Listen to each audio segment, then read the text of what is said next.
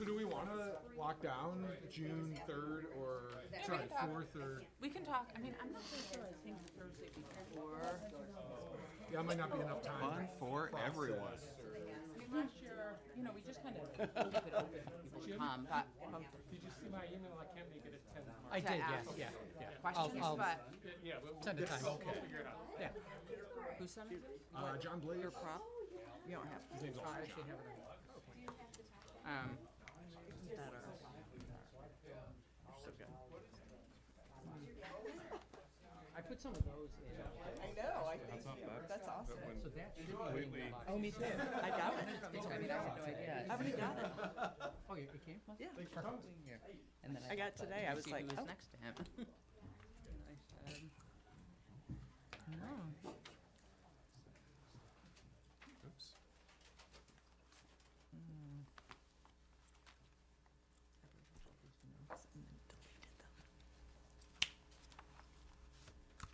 Wow, that got quiet. It did. The mayor's here. Oh.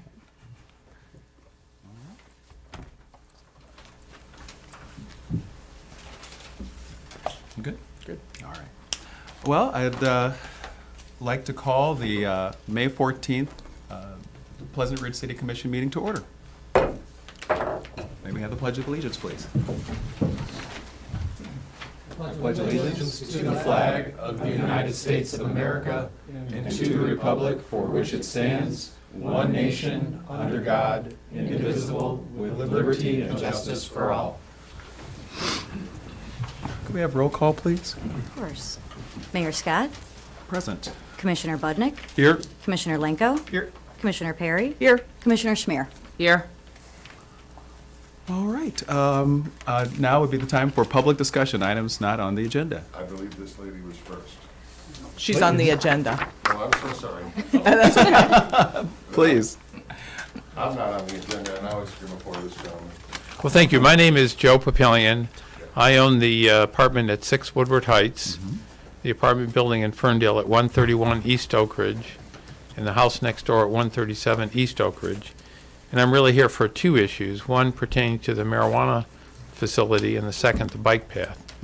I want to start by thanking Jim for having the foresight of having a performance bond. Few cities would do that, and I think that's a real coup that you did, and I very much appreciate that. I do see that work is finally being done, and I credit you, Jim, for kind of pushing that along. But the two properties on the side of the Knox facility still have 4 lease signs. So I don't know if the city has contacted any of the leasing companies and what that situation is, if they're going to be able to lease it. Because as I mentioned at last meeting, my understanding was the property needed all of the Hertz rental for parking. So that's an issue. The other issue I have is the bike path. And if you're traveling northbound on Woodward, the bike path makes an easterly turn on Oak Ridge and then north on the alley. You follow me? Yes, I've taken Right near Hertz. And I've taken it too. There's a blind spot at the alley's entrance caused by the corner of the building. So I don't know if that building's coming down, but it is a blind spot, and it's a real issue. Frankly, the alley is not wide enough for 2 vehicles. I don't know if you've seen cars that come toward each other. One has to pull over. It's just not wide enough for 2 alleys. And now we're going to add bicycles and pedestrians, and they're both going the both opposite ways, and it's going to be difficult. There's another blind spot on the alley as you're going on Woodward Heights, going south by hedges at the house on the corner. So we've got 2 blind spots on either side. And the problem is actually worse during rush hour. I don't know if you've been there at 4:30, 5 o'clock. It's really difficult for people to get in and out of the alley. And I know Kelly and Sherry, with whom I've spoken, have difficulty getting out of their driveway because vehicles are kind of lined up all the way back to the stop sign. So all this will get extremely worse once the marijuana store is open. It's going to be a huge parking lot because I understand the area that's being remediated will be a parking area. So, suggestions. I think the bike path going both ways is a safety risk. I think it's a significant safety risk with pedestrians. one option might be to help alleviate at least some of the risk, is to do what you've done going south on the alley, where it's one way. And I don't care whether it's south or north, but I think going one way on the alley would help some to alleviate some of the safety risks. So I'm the one most directly impacted by this marijuana store. This is the golden rainbow that people think it is. And there are countless number of marijuana stores within a 5-mile radius. I don't know what's happening to the price. I don't know if Knox is going to finish or not. But again, Jim, I compliment you on making sure that we have a performance bond. So I'm happy to take any questions, but that's my concern. Thank you. Do you have any? Sure, I can respond to a few of those. The leasing signs, yes, we've been in contact with them. They know that they're not allowed by their license approval with the city of Pleasant Ridge to lease out those spaces. Excellent. So they know that. We can't force them to take the leasing signs down, but if they lease out those separate spaces, then their license is null and void, and we pull it. Okay. Their plans, they're still, I don't understand the leasing sign on the south building, because their plans, they're still converting that space to be part of the dispensary, so that's becoming those two southern spaces are becoming one That unified was my understanding as well. place. And then the northern building, yeah, that one was always going to be conference room space or for use, so we'll have to keep an eye on that one. The bike path issues, part of this is complicated by the fact that that alley is split between Ferndale and Pleasant Ridge. The boundary between Pleasant Ridge and Ferndale runs along the south wall of that building. So Ferndale does not have one-way alleys along Woodward. We do. But when you have an alley that's half in Ferndale, half in Pleasant Ridge, they allow two-way traffic. It becomes difficult for us to make it a one-way alley just because Well, then contact Ferndale. You have great relations with them. we can do that and see if they're interested. Yeah, I mean, And- I don't care whether it's north or south. It's just, especially with the blind spot. Now, I'm sorry to interrupt you, but it would help at least somewhat having traffic go one way. And what we can also do is we can get traffic counts and see what we're dealing with in that alley once construction is done, once the dispensary is open, see what the impacts are and go from there. It's an adjustment period. No, I definitely. would is. say, just as someone that rides my bike and have ridden the paths, actually all the way to McNichols, because I'm just curious what it is like to ride into Detroit. And the bike paths actually do work. I mean, I can tell you, and I did this on Sunday because I am a Dutch Grill Donuts fan. I rode the bike down to 7 Mile and Woodward, and I'd say my comfort level was much higher, although not perfect, definitely much higher now that the bike lanes are in place, even through Ferndale, where people had lots of comments to say about the way that they wiggle through everything. It's just a much more comfortable, a much more secure ride, although I agree with you that the two-way, I'm not as comfortable riding against the traffic as I am riding with the traffic. It's just my preference. So I'm always going to go southbound on the west side and northbound on the east side. I'm with you, because I rode my bike today in Ferndale down to 9 Mile just to get an Right. idea. And I'm not comfortable in the bike paths during rush hour. I got on the sidewalk for a while. I'm actually more comfortable during rush hour now than I was before riding on the sidewalks or in the alleys. The other thing I would suggest is give it a couple of more weeks, because they are in such heavy they're in such a heavy mode of installing all of the bollards and all of the things that really make it feel like a bike path. My level of comfort went up in 1 week just due to the amount of construction that happened on the bollards and separating. I'm waiting to see how clean everything stays, because it's just harder for them to clean the bike lanes than it is the rest of the roads. But it was, I was happy that the bike lanes were there. So I in my mind, myself, I said, give myself another couple of weeks to see how it works. I do know that place that you're pointing towards, where the road becomes the alley, where the bike lanes, and you slip into the alley and then back to the bike lanes into Pleasant Ridge. They haven't finished putting the green paint down. Maybe they've got it down now.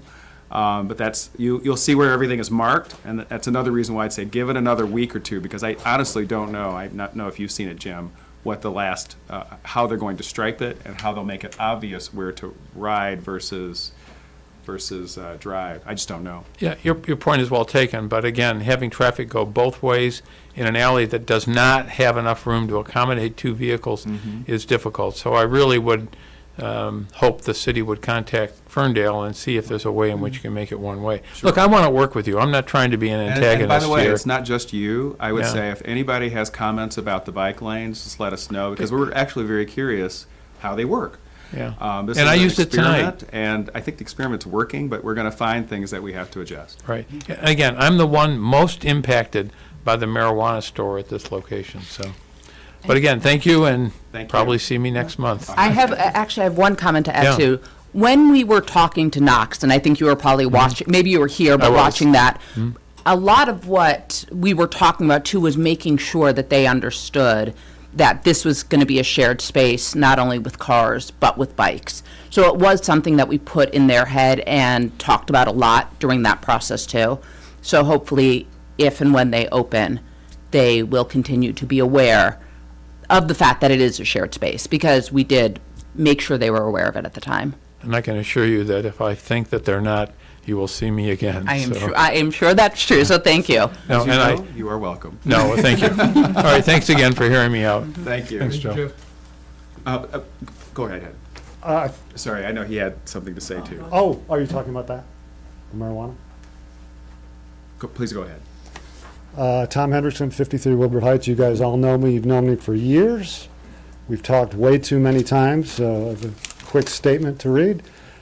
I'd like to start by stating that had I known traffic on Woodward Heights would nearly double to 4,200 vehicles a day, over that, and that the city would permit over 40 illegal trucks per day, I never would have moved to Woodward Heights, and I doubt any of you would. I mean, this is an unheard of thing. I'm sure you can see that, but you've never admitted that, ever. Over the years, the city of Pleasant Ridge has transformed many streets into cul-de-sacs to prevent cut-through traffic and enhance the livability of our neighborhoods. The streets of the city manager, the mayor, and every commissioner have been converted into cul-de-sacs. All but 2 of the streets on the east side have been turned into cul-de-sacs, with Fairwood being a recent addition, and even more recently, Maywood. I believe these improvements are commendable. I love the changes. It's always great to improve our streets. Those streets have become more beautiful, calm, quiet, and safe. However, this has resulted in increased cut-through traffic on Woodward Heights. Our street has unfairly become a collector street.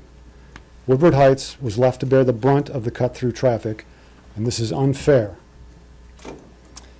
We now face 4,200 cut-through vehicles a day, and that number rises every time you guys count it, and 40 illegal trucks per day. We're talking 18-wheelers, ground shaking, 50 feet from bedroom windows. You know, these are historic 1920s homes with the wavy glass windows, and you've got these gigantic illegal trucks, and you guys do absolutely nothing about it. Am I wrong about that? That part? I mean, you can chime in if I'm wrong about that. Am I right about that? You don't do anything about the trucks? Hello? Is anyone here? I think they get your point. Yeah, I hear you, Tom. I'm- We're going to I'm let you asking through the and then we'll question. respond. Yeah, no, that's. Maybe this isn't any of your business. We're having I a- live in this city too, buddy. I think I can ask our city government questions. You asked him, and you asked him. Well, I've It's never, okay. It's I was okay. not expecting blank faces. I was expecting, No, we'll respond. okay, go ahead. No, please finish. Oh, okay, so respond after, okay. Let's see, so it's unfair, okay. Despite years and years of pleas for help, the city has consistently ignored us, stating we have no intention of reducing traffic on Woodward Heights. Strange thing to say, but that's what they've said. The issue has persisted since 2018. We've been begging the city for 7 years, and they've done nothing. In 2020, the city attempted traffic calming measures, which only made the problems worse. Residents rejected those calming measures, and they were removed. But recently, the city spent $50,000, and I'll repeat that, $50,000, on yet another calming study to reduce traffic to slow traffic by 2 miles per hour, rather than addressing the volume of traffic, which is the problem and always has been the problem. Commissioner Perry said that their calming strategies will make drivers feel tense when they drive on our street. None of us want to feel tense driving on our own beautiful historic streets. When we requested a trial to turn Woodward Heights into a one-way street to cut the traffic in half, the city said no, saying half of that traffic might move to Sylvan. We don't think Sylvan or Woodward Heights should have cut-through traffic, especially excessive cut-through traffic. We would appreciate an explanation of why cut-through traffic is deemed unacceptable for Sylvan, but not for Woodward Heights. Could you please clarify why there appears to be a bias against the residents of Woodward Heights? Thank you. Thank you for speaking. Thank you. And having heard what you said, I'd say a little bit of what you said is contradictory. Okay, You what's that? said we've done nothing, but then also say that we have, About reducing traffic. You've You said that done we've done- calming, which is if I may finish. a symptom. If I Okay, may sure. finish. Sorry. You said we've done nothing. Yeah. And you've also said that we've conducted a study. We've For also calming. done several items. Calming. Probably more than we've done on any street. In Calming, terms of, again, all calming. and your own neighbors on Woodward Heights Mm-hmm. have mixed views about what the solution should be on Woodward Heights. Oh And we have seen that in studies. We have collected information. You've collected What about the, information that yeah, would say yeah, that what about the petition? not all of your Over 90% of the people agreed it should be turned into a Wh- cul-de-sac. which have said, not all of the residents of Woodward Heights agree with your solution. So, we do have a plan in place to put Calm. some, to improve the condition on Woodward Heights. To calm it Or or reduce traffic? We will see which of both of those they will do. We're going to put them both in, we're going to put our solutions in and see where it goes. Both. And I But know that that's not the solution what that you want. traffic reducing are you I know that that's not proposing? the solution that you want, Tom. No, But just your tell neighbors me. don't all agree with you. You've said that for years, and that's the most No, I ridiculous thing haven't ever. said that for years. No, Your neighbors you've been have said saying that that for for years, and then we put out a petition for a cul-de-sac to eliminate the illegal Exactly. trucks. And that is what led us to the study, to see Yeah, whether but you the did a majority calming of your study neighbors agree. instead of a traffic reduction study. Your little Tom, political tricks are ridiculous, and you Well, know it. Tom, thank you for speaking. Okay, what about the trucks? Thank you for speaking. The trucks? Tom. Thank you Are for you speaking. ever going to do anything about the trucks? We patrol Woodward Heights. Is it like we- illegal in both directions? We patrol Woodward Heights like we patrol all the streets in Is it Pleasant illegal Ridge. for trucks in both directions? We patrol Woodward Heights like we patrol. Why all the won't you streets in answer Pleasant that? Ridge. I have just answered you. Is it illegal in both directions for trucks? Tom, I don't know what to tell you because. Say yes or no. I don't know what to tell you, Tom, because. Yes or no? No answer that we give you will be satisfactory for you. No, yes would be satisfactory, and no would be Tell you, satisfactory. no answer that we give you. You don't will be want to answer that, do satisfactory for you? You don't want Thank to you, answer Tom. that. Thank you, Tom. Is Woodward Heights illegal for trucks in Thank both you, Tom. directions? Do you know? Thank you, Tom. Because I asked a police officer, Thank do you know? Tom. Does anybody know if it's illegal for trucks in both directions? Tom, I don't think anyone wants to Answer that question. no debate you because it's No the debate, just say yes or no and I'll leave. You continuously pull Just these say guys. yes or no and I'll leave. I can't finish a statement. I don't know how we can have a conversation. I think the mayor is respectfully So you trying won't to tell me. engage. You won't tell me if it's illegal. There's your answer. So do I have to file a FOIA to find out if it's illegal for trucks? Tom, do what you would like. It's so weird that you won't answer that question. Tom, do what It's you would like. Crazy. Do what you would like, You have Tom. no heart. You're We- just a terrible person. It's unbelievable. And that says everything. It does, yeah. It's the truth. And Thank you, Tom. listen, people know. Thank you, Tom. No one can tell me if it's illegal. in And both by the way, directions? everyone, if you would like to see the Simple full question. video of the city commission meeting, it is available. I'm sure you'll see an edited version from Mr. Hendrickson. Yeah, we'll love to see your expressions. Great. Thank you. Next person. But where can I You're find welcome out to if stay it's for the rest of the meeting as well. Where can I find out if it's illegal? It's city information. Go for it. Where do I get the information? I'll see it. We'll get with you, Tom. You will? Yeah, sure. Oh, thanks, I appreciate it. Today. As we have before. You'll email? No, you've given me mixed answers. Tom, One day it's Thank illegal you. in both directions, and then it's, oh, well, actually, it's not illegal going east. Yeah. we're good. Okay. All right, next person. Hi, guys. On a lighter note, I'm Matt Rusin. I'm here on behalf of my in-laws, Chris and Lois Johnson. They live at 80 Oakdale Avenue. They've been residents in Pleasant Ridge for 45-plus years. Chris Johnson, my understanding, has played a part in the commission and done many projects with the city. Unfortunately, they're getting up in age, and Chris suffered an injury at the beginning of December and has been hospitalized since. The reason I'm here is they have two daughters. Mrs. Johnson also has Alzheimer's and dementia, so it's been a challenging time. Okay, my wife, by the way, I live in Pleasant Ridge on Wellesley. You guys do a great job, thanks. Don't listen to that guy. Anyway, we've been having to handle the affairs. He's been hospitalized in a induced coma and subsequently has been bedridden and still in the hospital for the last 5.5 months. It came to our attention in January that they received a water bill for the month of December totaling 41,335 gallons of water used. 41,335 gallons. Now, I went to Ion Water, which is where you can go and look at your daily rate, okay? From January to November, the total usage for the household, all those months added together, were 44,888. In the month of December alone, 41,335. The majority of those, majority of that usage started on December 23rd at 12 p.m. and clocked them at 300 gallons an hour for 4 days. It ended, believe it or not, on the 26th at 12 p.m., and then it dropped to its normal usage. So it clocked 300 gallons per hour for 4 days, both starting at 12 p.m. and ending at 12 p.m., basically noon.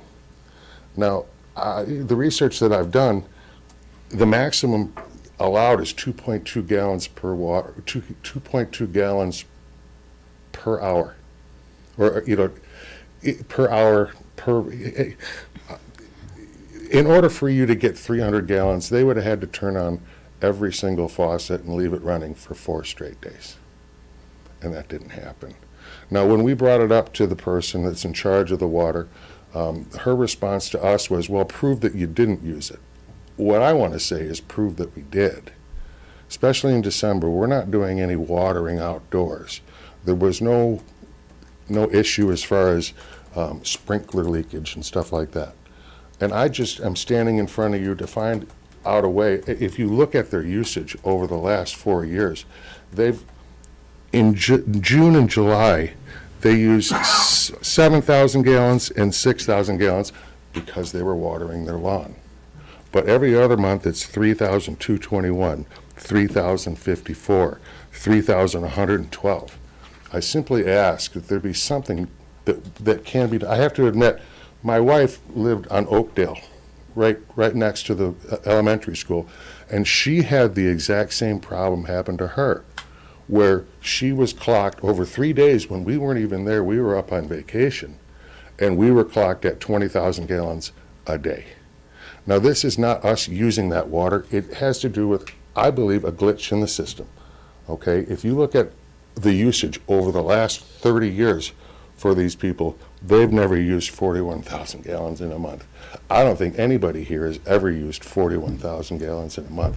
All that I ask is for direction in some way to get this reasonably, Chris and Lois, we do not want to not pay our water bill, but we think that 41,335 gallons is a little bit much.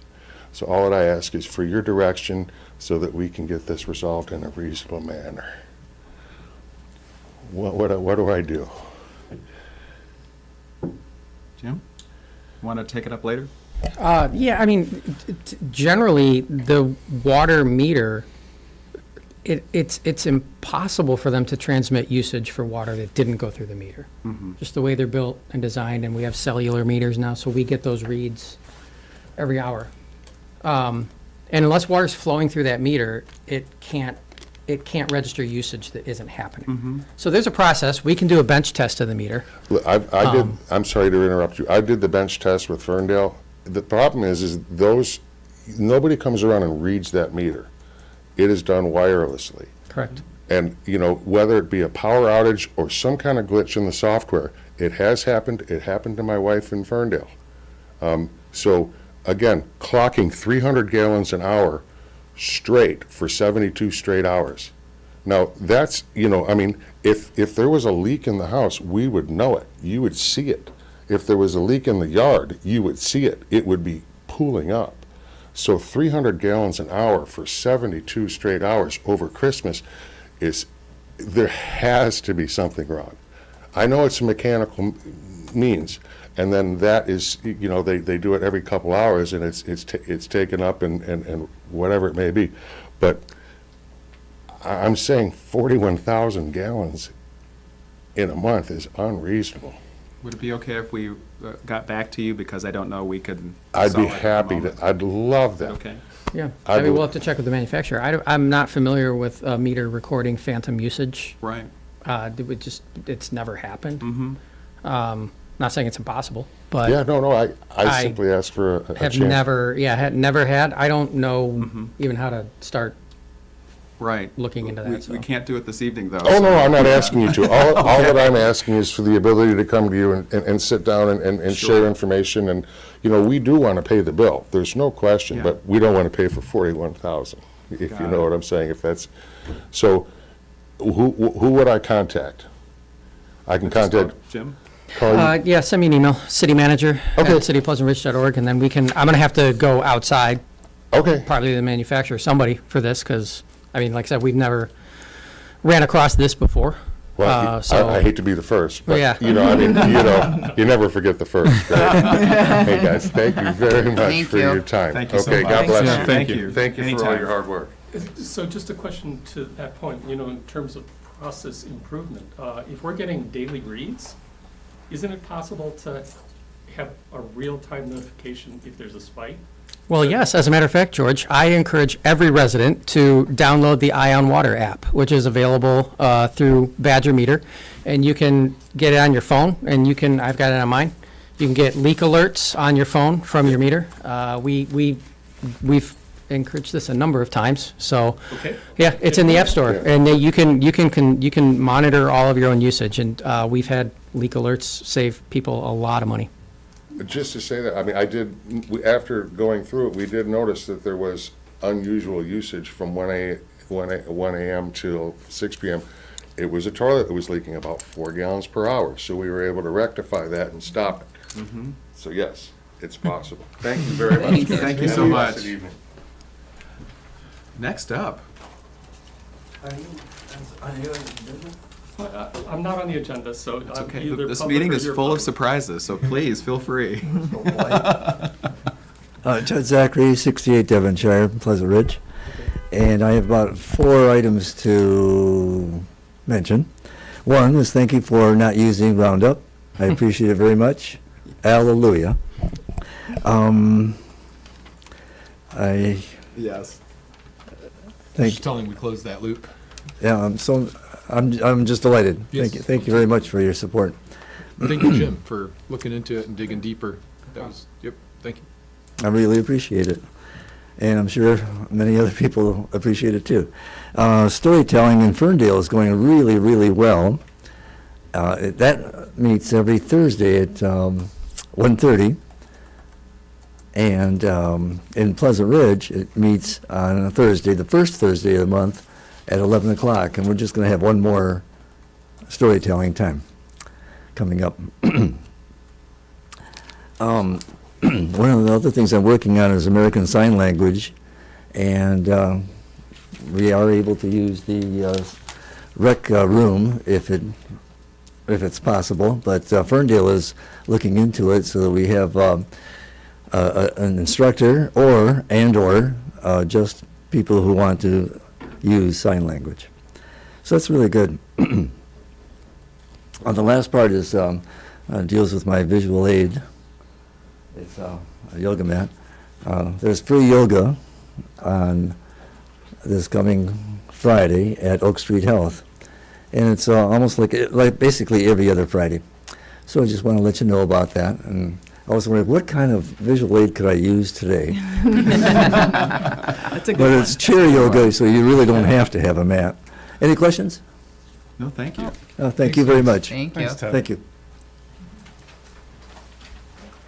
Please. George Lenko, 32 Oakland Park, and at the risk of stealing Rob's thunder once again, I'm here to talk about the noise on Woodward. Don't worry, it's not a confrontational session.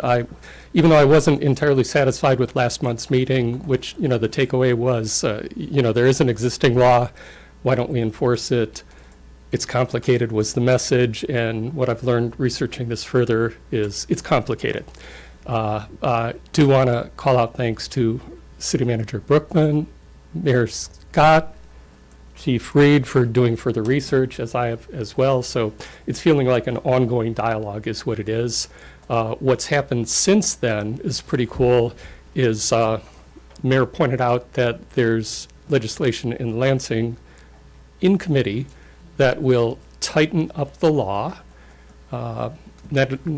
Natalie Price, right? From the district above us is just as concerned about the noise, and it's hard to read a bill. Reading a bill is harder than reading a law. It is. It's a red line with lots of going back and forth, but the penalties go up, it tightens some of the holes. It doesn't look like it's going to help us this year right now, but it's a step in the right direction, it seems. And anytime she's been quoted in the press, she talks about modified mufflers, and the thing she's most concerned about is for under $100 you can make your car crazy loud. It's different from my concern. I'm more concerned with the OEMs, the Mustang GTs, the Dodge Hemis, the Corvettes, the Camaros, where you can push a bypass button and make it crazy loud. In fact, I was going to dinner with Paul Eisenstein, resident and auto journalist, last Sunday, heading down Woodward in Ferndale, and almost on cue, 4 Camaros go blasting by us like Fast and Furious movie, because people think it's sport. Those are the cars I see most often, but I don't see a representative sample. Residents have talked about the 6 a.m. car who could be somebody with a busted muffler who's going to work. And what happens after 11 at night, I have no idea. I'm sleeping then, even though there's noise. You know, are they modified mufflers? Are they motorcycles? So different causes, different solutions, but that is what the law is trying to address. So mostly wanted to say thanks for the added research and the continued attention on it.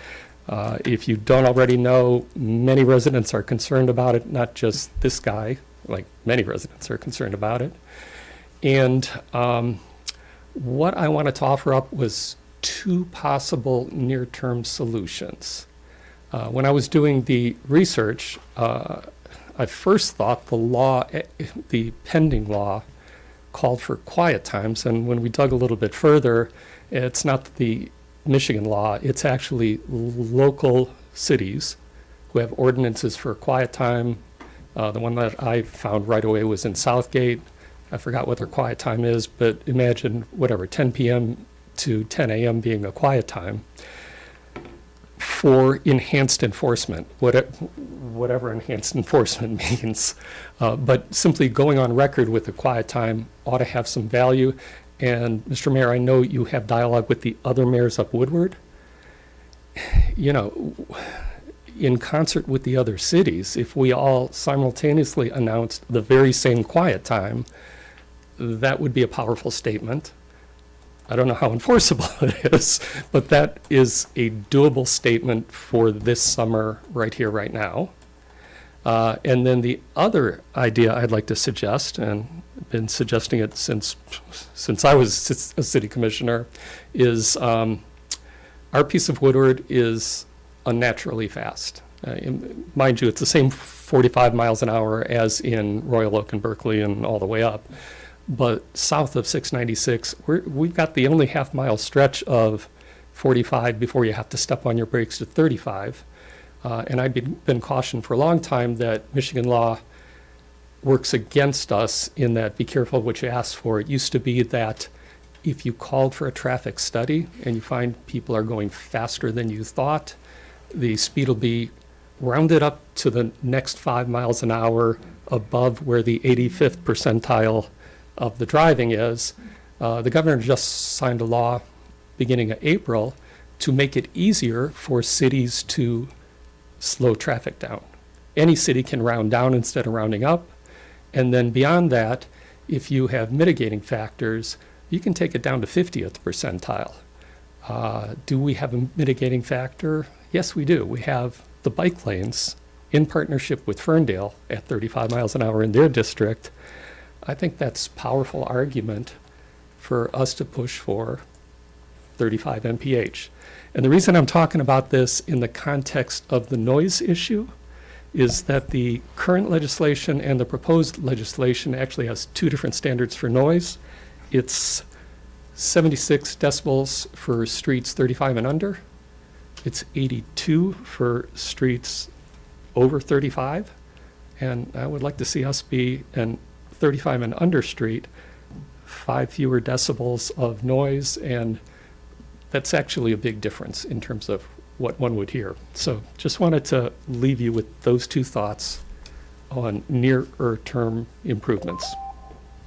Thank you. Thanks. Thank you. Just a quick thanks to the state legislators that have been helping us with this as well. They've been Yeah. extremely responsive. I would say if anyone in Pleasant Ridge feels passionate about this topic, don't be afraid to write to Senator McMorrow or to State Rep Helena Scott. They're listening, and they speaking with State Rep Natalie Price on this issue. It's not just a Woodward Avenue issue, it's affecting other roads in Michigan, so I think they might actually get some steam, but we're pushing against recess, which is end of June for Lansing, so it could be that this rolls into next year, and we're all kind of waiting to see what next year looks like for a lot of things, let alone Lansing. So we'll see how this plays out, but there is a lot of interest in the topic. I just connected them today, for example, with a company in Washington State that is testing measurement equipment. So I had suggested to Natalie Price's office that it might be good to install some equipment to actually measure noise, because it's a lot easier to get a law passed when you know exactly how loud the road is and how loud you want it to be. So so it's those kinds of things that might help out. And you'd mentioned the focus on modified exhaust. The law is actually neutral on what kind of exhaust it is, so it's interesting that that's where the dialogue goes, but really it's for new cars, used cars, motorcycles, mopeds, loud stereos. Yes. I admit I've had a loud stereo once or twice in my life. Okay, thank you. If I could add, Sure, please. on the speed limit question. Yeah. So the issue with Woodward is that that's still an MDOT jurisdiction road, so MDOT sets the speed limits, not the city of Pleasant Ridge. We set the speed limits on streets under our jurisdiction. So I have been in contact with MDOT and the Oakland County TSC about looking at what we need to do to lower the speed limit for our stretch of Woodward. Does the bike lane help our argument? with MDOT? It's too early to say. It's the state of Michigan and it's MDOT, so they haven't received guidance on how they're going to implement this and what the requirements are, and they'll probably be studying this for years before they come out with anything to consider doing this on their streets. Given that it's their jurisdiction, we're, waiting on them to come up with those rules. But we'll continue to pursue it because, yes, it's an opportunity now to I make that better and suspect more that would be the consistent. case for quiet time as well, as you'd want us to write an ordinance that affects a road that isn't ours. So I suspect that we couldn't enforce quiet time on Woodward. That'd be my guess. Yeah, that's kind of what Royal stepped into. Exactly. Yeah. Yeah. But thank you, though. We're pushing. Yeah, Representative Scott has said a lot about it. Let's see. I lost my train of thought. Any other items for public comment? I think I was curious about, for the thing, and I know, like some anim. Oh, it was just a question, about the, cul-de-sacs, because, is there any chance of getting those last two on the east side to be cul-de-sacs or no? We've done the answer. quite a bit of research, and please, Phil. So the answer to that is that. So you're talking about Fairwood and Sylvan. And, and Woodward Heights, like, is it? So It's so nice on that park, and I was just thinking about, like, we used to live around there, we live in West Bloomfield now, we're thinking about moving back, and, just, like, I work around here a lot, and then have a lot of friends who live in Pleasant Ridge, but just being over in the park and stuff, I can see some of the difference between the cul-de-sac streets and the other ones were, and I was thinking, is that, but I don't know, is there a reason why they don't, they can't become them, or, because it seems like it would make all those streets and boost values, home values and stuff, but. So those streets where they end at Gainsborough, that's in Ferndale. Right. So those aren't in Pleasant Ridge. So we can't, we would have to cut a street off in the middle. And that doesn't work very well, Right. especially with emergency vehicles and all of it. And then, I mean, we went through all this and looked at all of it, but Woodward Heights is the only route across the train tracks. So from an access perspective, emergency vehicles, there's fire stations in Ferndale, EMS. When does it become Ferndale on Woodward Heights? Is it the same thing? So the Bermuda, where the market used to be, Right.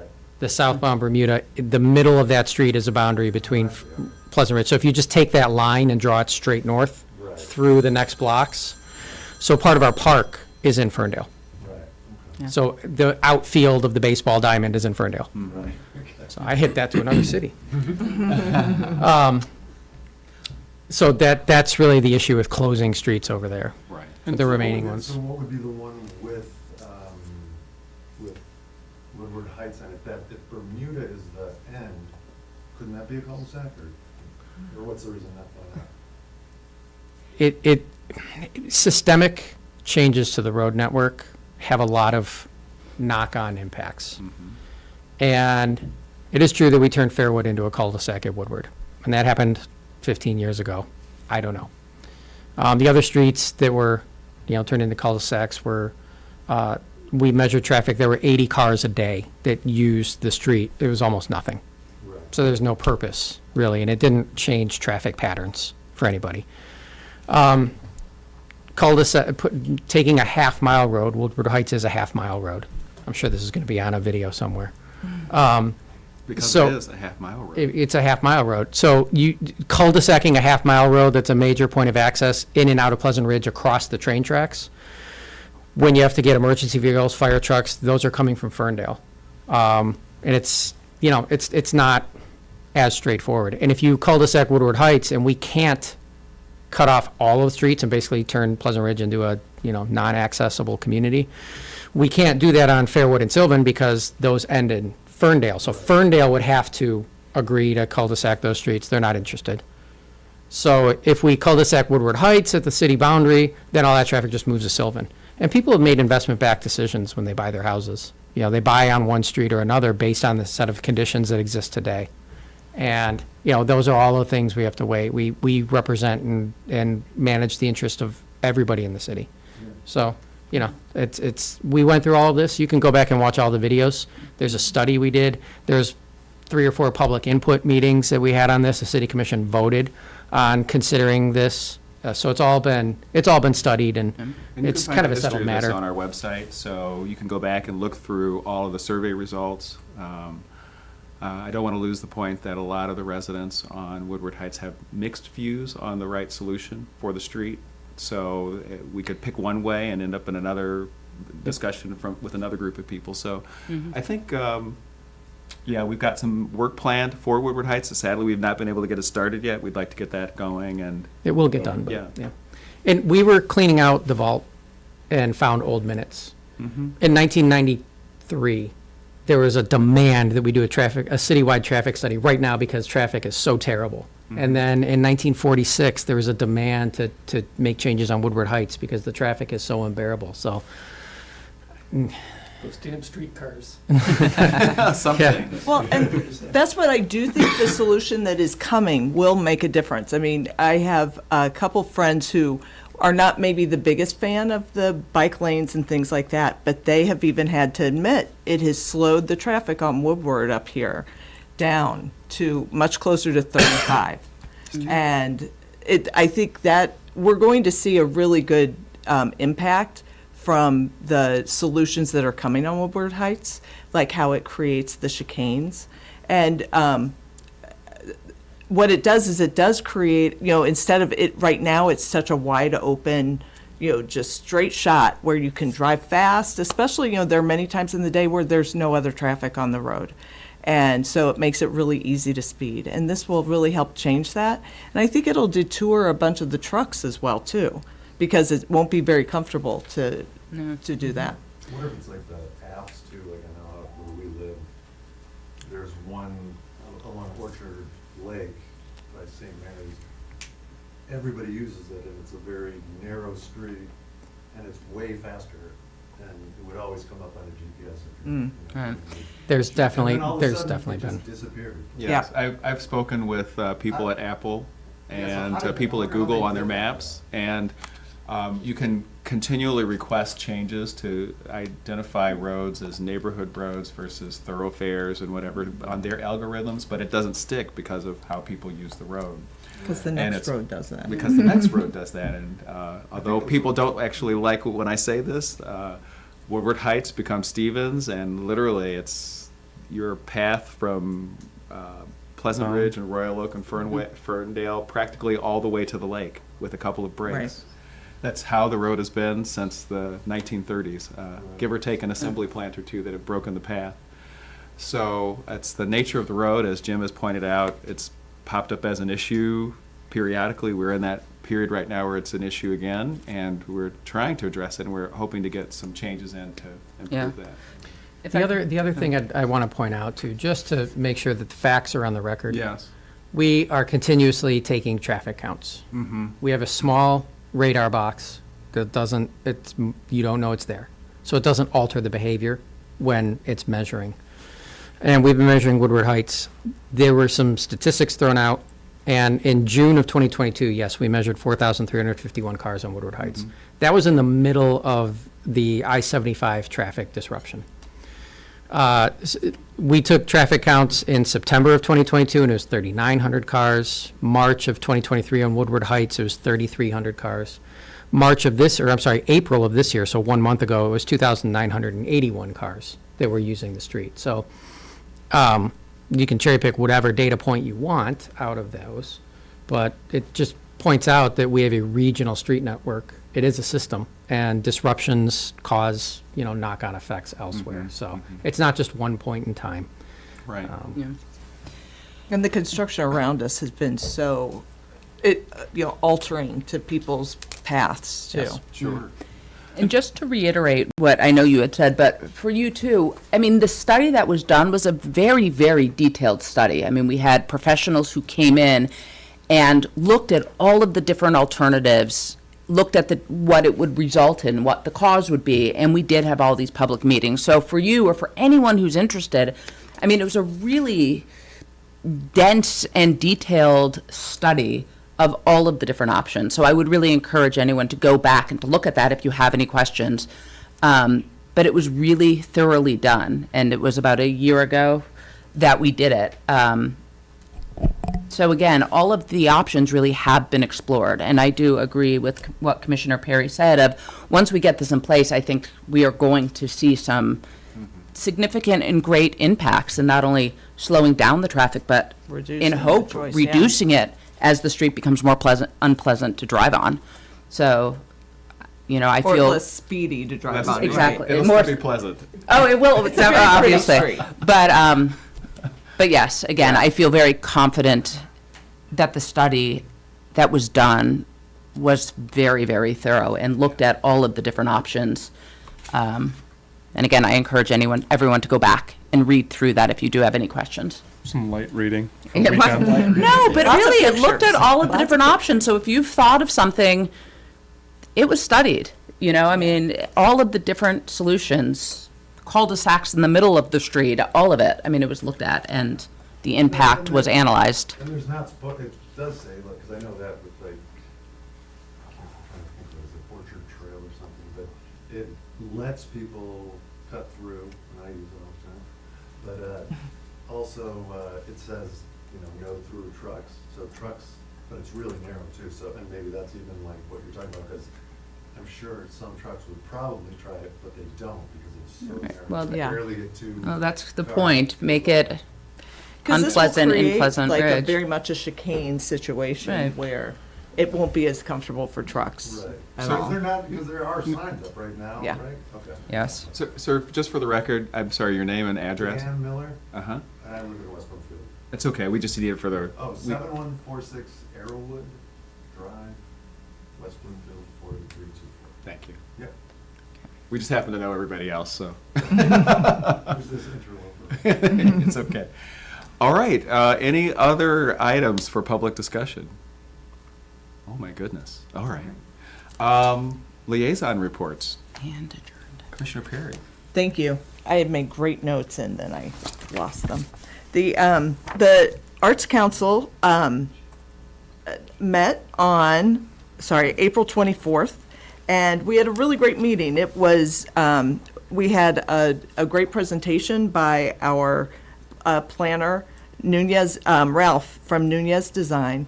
And it was great because he went over sort of the whole timetable and sort of what it looks like for the public art framework plan that's coming up. And now luckily we all can start participating. And there's a postcard you all got in the mail, but you also can go on to the city website. So if you've misplaced it or you just want to do it online, go ahead, do it that way.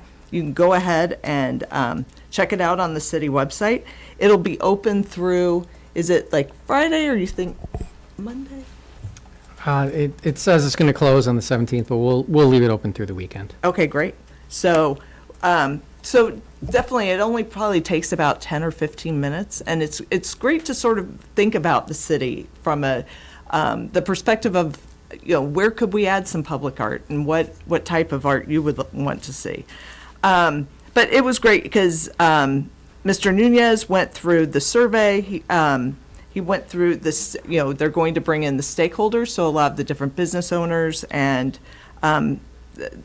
around the city, as well as different commissions and things that will have a good input for this discussion. And there'll be workshops the week of July 22nd through, it'll be the 22nd through the 24th, where we will be engaging with the planning firm.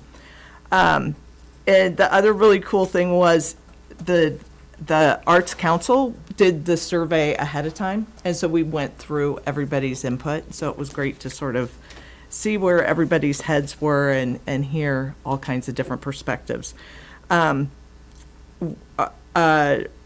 We have another meeting coming up. Maybe, is it tomorrow? Or it will be, I was actually checking my emails. Okay, great. We don't have anything for the agenda tomorrow, and okay. I think we're just going to cancel. Great, so we'll have a meeting in June and keep moving forward. But the really great thing is also, mark your calendars for the week of July 22nd. So the 22nd, 23rd, and 24th, there are going to be workshops. And it'll be fun because it's looking at it in a different, through a very creative perspective of what we all want to see.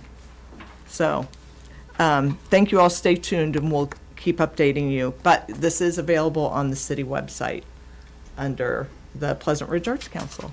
Thank you. Thank you. Thank you. Next up, me. On the public schools, just a couple of quick things. They're going through the work right now to understand how to upgrade the high school. And we're going to probably learn a lot more about that as the summer progresses.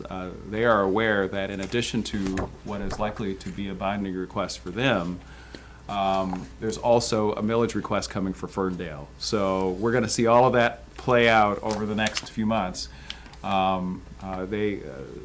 going to be interesting to see how they upgrade the high school to fit the learning styles of kids today. I think the big concern that they have is that the rooms aren't really configured to support how education happens in modern times. So they want to make those changes. We'll see if they can make the numbers work to make that happen. There's also a piece of property sitting on Livernois that they're figuring out how to manage and what will become of that. The ownership of the property and the adjacent property might affect how they handle that building.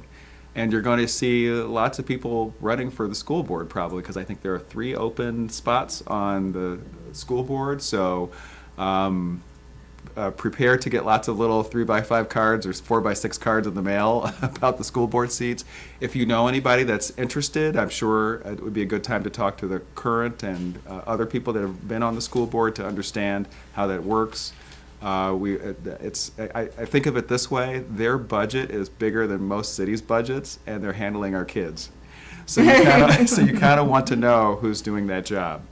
Just get motivated and really become informed on who's running, how it works, and that's good for everybody. That's all I've got. On to Commissioner Lenko for planning. Thank you. All right, so Planning Commission DDA update. The Planning Commission DDA meet the last or fourth Monday of the month in these chambers. So if anybody's interested, the last meeting was in April, so the next will be in July. Similar to Commissioner Perry, everybody should have received this beautiful flyer in the mail with a timeline on the master plan operations and process, as well as two upcoming points of engagement. So the first is next week, Tuesday, May 21st, from 4 to 7 at the Rec. There's going to be a strategic visioning workshop. And then concurrently in parallel is the online engagement survey. So between now and June 30th, we'd encourage everyone to weigh in. There's a number of other events along the timeline with the adoption of the master plan in April of 2025. So very excited. Awesome work so far. McKenna's great, and yeah, we're doing great. So yeah, chime in on the survey, join the workshop or any of the subsequent workshops. If I could, Alex, just one clarifying. It's an open house format for the workshop next Tuesday, so you don't have to be there from 4 to 7. Helpful. You can come and go as you please. You can come give your input and leave. There will be a brief presentation at 6, but that will be brief. Awesome. All right. And if you've not gotten your card yet, I'd just like to point these out. We've gone to QR codes on just about everything. It makes it so easy. This is literally what turns it into a 5 to 10 minute thing. Open your camera, snap a picture of the QR code, and you're doing your survey. That's how I did mine. Nice. And Jim, one quick question, clarification on the survey. For the big community survey we did last year, it was open to anybody in the household. Are we expecting one response per household, or any Now, any, voting age person, or any? we want to resident? hear from everybody. You don't even have to be a Pleasant Ridge resident. Beautiful. All right then. Yes. Thank you. The more Thank the you. better. Jim, can I make a side note on the 21st? That is also adult volleyball, staff training, and swim team practice, so the parking lot might be crazy. Okay. So lots of walking if possible, and the bike racks are available. Ride your bikes, everyone. Just wanted to bring that, so. Spring has sprung in Yes. Pleasant Ridge. And it's a staggered attendance, right? So you don't have to be there. Yes. Right. Come as you can. Yes. Please. Bring your yoga mat, ride your bike. There you go. Okay. Bring the kids, too. All right, Commissioner Budnick. Oh, sorry, Commissioner Smear. Thought you were going to skip me. Thank you, Mayor. I will keep it short. Museum will be open this Saturday, 10 until noon. So this Saturday, the 18th. So if you want to come check out your file, 10 till noon. With the computer now, you can also look at the electronic file, which is great because if there's any pictures or anything that you like, it's easy to email to you right there on the spot. So historical is getting tech savvy. Also, tomorrow I am going to be stuffing envelopes. So keep an eye in your mailbox, because if your house is turning 100 in 24, you will be getting a letter in the next, I'm going to say 7 days, because we're sticking them in the mail tomorrow night, which will give you instructions on how to pre-order your 100-year tile. There's about a 14-month wait period with Poabic these days, so we are going to start collecting, but just know that it's probably going to be about a year. Not probably, it will be. It will be a year, if not more, before your tiles are available. Any questions, you can reach out to me, and you can always reach the Historical Commission at prhistorical@cityofpleasantridge.org. And that's it. Thank you. Commissioner Budnick. Thanks, Mayor. This is basically spring, summer is Shawnee and Greg's Super Bowl. So it's getting busy for them. And if you haven't already gotten your 2024 pool tags, please do that ASAP. They begin staff training the week of May 20th. So if possible, visit the community center before then so they're not interrupting their lifeguard and all that training. That'd be helpful. And a reminder regarding the pool, there are no pool passes during the opening weekend. This is something that the Recreation Commission decided a couple meetings ago. And guest passes will then begin on May the 28th. Memorial Day ceremony is 5/27 at 9 p.m. at Memorial Park. Is that AM. NAM, I believe? Yep. 9 a.m. Could do any fireworks, maybe? So 9 a.m. The city will present a ceremony in memory of those soldiers and emergency personnel who sacrificed their lives, and to honor those who continue to serve with dignity and courage every day. Swim lesson registration begins Monday, June the 3rd, so check the webpage for class times and descriptions. And please check the pool schedule for upcoming June programs such as the Pride Swim and Summer Reading with the Huntington Woods Library. Another thing, we met 3 weeks ago. Shawnee, who was the young person that was there? Scarlett Buick. So I walked in halfway through. Could you just give a quick synopsis of what is going on? I thought it was a cool little mentorship type thing that sprouted. Yeah, she's Right. been at LIT for many years, camper, LIT, and now she works for us as a staff person. She lives here in the community. She goes to Berkeley schools, and she's interested in starting a teen council, which we are going to do in October. That's going to be our first meeting, starting with the new school year and a big kickoff. So the Rec Commission has graciously offered to do some job shadowing, different workshops, clinics, like how to write a resume, different things like that. So they will do some programming in-house with us, and then hopefully some job shadowing and different things like that. And this will all be college resume boosters, as well as provide like anybody in NHS that needs volunteer hours. But she was great. She brought it to our attention. She already said she's got a little cast, of 20 that want to be part of it. So we're really looking forward to it. It's a lot of the same kids that are already in our program, just in a more official manner. So, yeah, we're really looking forward to it. She's a great kid. Thanks. Yeah, it was. She came. She was so prepared and compelling, and really had a great presence. Like it was cool to see her kind of step into this and come in front of all the rec commissioners and talk about what she's interested in doing this, and thought it was really, really neat. Cool. Yeah, that's If great. I checked, if I'm not mistaken, Four Ridge, when it was a house, was originally conceived as a teen drop-in center. And then it turned into a community center, then we bulldozed it and all that other stuff. But I mean, it's full circle. Yeah, full circle. So we're excited to get that going. Cool. Thank you, Mayor. That's all I have. Thank you. All right. Governmental reports. Sorry about that. Oh, you're good. Good evening. Good evening. Good evening. Each month, when we come to talk to you and let you know what's going on, we usually say, "Oh, nothing of, great importance happened over the month." This has started to turn into, well, what do the police officers do if nothing's going on? So, just wanted to kind of give you almost like back in the early 2000s, the Daily Tribune would come in and talk to us every week, look through our logs and see what was going on. So went through the logs, just wanted to give you kind of a rundown of what happened in the past month. So officers went to a ton of traffic crashes. We have now become like the lost property finders. We find numerous people that lose keys, wallets, all kinds of stuff. We've been tracking them down. A lot of prohibited parking calls. Had a lot of medical calls. It is now code enforcement time. Spring has sprung, so our officers have been out there letting people know, hey, things are getting maybe a little out of control with the lawn. Some blight, stuff like that. So there's been a lot of that. A few mental health calls of some people coming up and down Woodward. Some want to fight with the police, some want to just argue. So if we have a couple $2 billion to help the mental health crisis, the police would love that. We had one person urinating on a tree, but he claimed he didn't. He wound up going to jail because he had a warrant.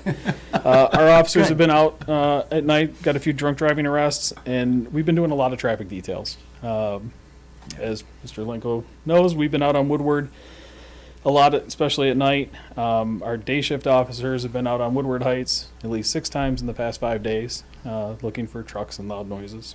On April 24th, Officer Lipa and I caught some people that wanted to do a dine and dash out of Royal Oak. We wound up catching them and turned them over to Royal Oak. And then on May 1st, Officer Waters was out on Woodward, and he was on northbound Woodward running radar. And a pack of bikes came by at over 100 miles an hour on southbound Woodward. Oh, wow. So, of course, that's usually how it goes when you're out there running radar or laser. they're always going the other way, and you're like, oh, shoot. So he's like, oh, well, they're probably heading into Detroit. Lo and behold, a moment later, he gets a reading of 130 miles an hour coming northbound on Woodward. And the person on the motorcycle apparently was not an experienced rider, hit the front brake, and just went tumbling at 130 miles an hour. Officer Waters jumped out to give aid. The friends that were with him, they jumped out their bikes. Turns out he's fine. He had a sore knee, was on some crutches, but no broken bones. So he came in to get the release for his bike and was very concerned about his bike, but I don't think that's going to be running anytime soon.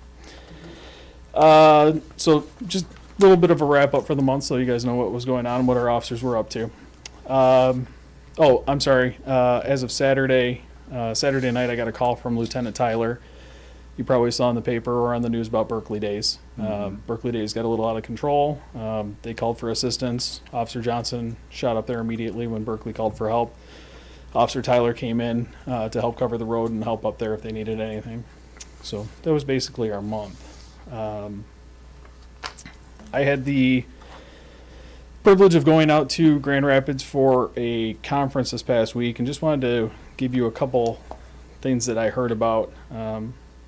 We had some people from Michigan State Police, from the Cyber Crimes Unit, some FBI people from Cyber Crimes. They were talking about scams, and pretty regularly I talk to you and people at home about the scams that we encounter. We talk about the ones where you'll get a call saying it's a family member and there's something urgent happening, and either they've been arrested and they need money or gift cards or whatever it is. With the artificial intelligence going as fast as it's going now, they now have the ability to pull your picture off of social media and make a deep fake, and they can now video call you. It's probably not going to come from the iPhone number that you're looking for, but when you see someone that you love on the other end of the phone saying, I need money, please help, keep in mind, this is where we're going. One of the best things that they wanted to remind people of, they can clone voices, they can clone faces, but they can't clone memories. So if that happens, think of something that you know that only that person is going to know and throw it out there and see if they respond.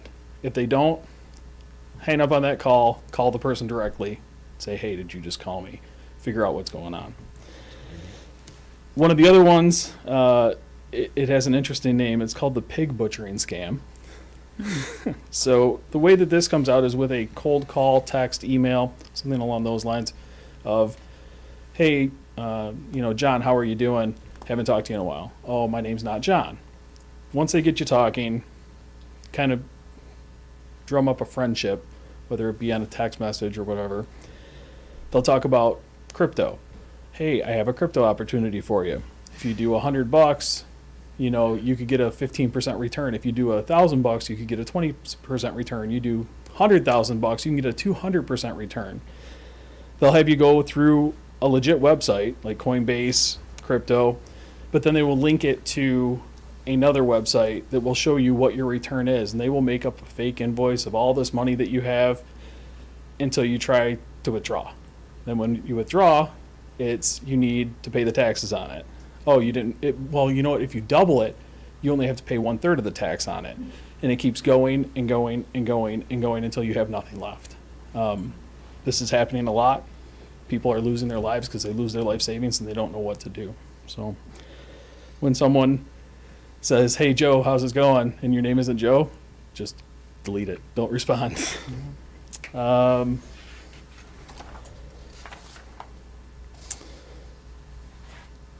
We move on to the noise on Woodward.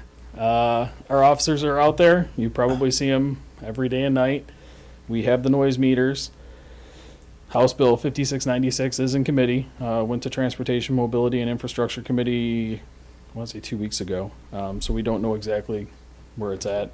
I think Mr. Lenko hit that earlier, so I don't want to hash that. Our signs do go out on Thursday nights and come back in on Sundays. We've gotten good response on that. But there's still the people with the crackling mufflers and the sport bikes that roll through at 130 miles an hour, whether they're on the bike or not. And other than that, just how I pretty much end every month, please lock your doors, store your valuables.